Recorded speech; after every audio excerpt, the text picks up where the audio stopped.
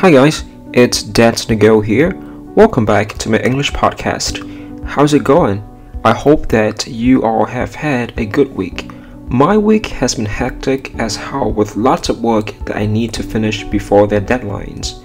You might notice that I did not make a new lesson last week. Sorry about that. For this podcast, we would find out whether sleeping too much, more than 8 hours a day, is good or bad for your health. When people talking about having too much of a good thing, they usually mean overindulging things that aren't very good for you, like sodas or fast food. However, sleeping is not something that is not beneficial. It is evidence that we all need to sleep every day. Sleeping has always been thought of as a necessary activity that keeps us alive.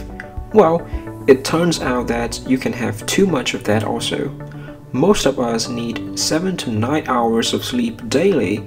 Oversleeping is connected to health problems like depression, heart disease, and diabetes. A 2014 study of 894 pairs of twins showed that people who sleep less than 7 hours or more than 9 hours a day had higher genetic risks for depression. That means people who overslept or underslept were more likely to be depressed because of genetic factors as opposed to environmental ones.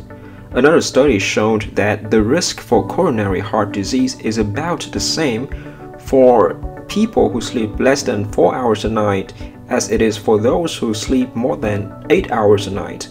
Subjects who underslept had a 35% higher risk of heart disease, and people who overslept had a 34% increase.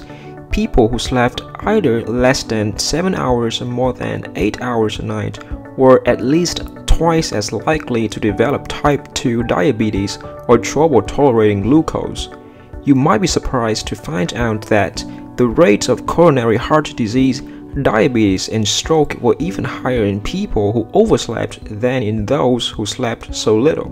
After knowing the results of those studies, we can safely conclude that there are links between sleep and health problems. It also is possible that oversleeping is a symptom of things like heart disease and depression.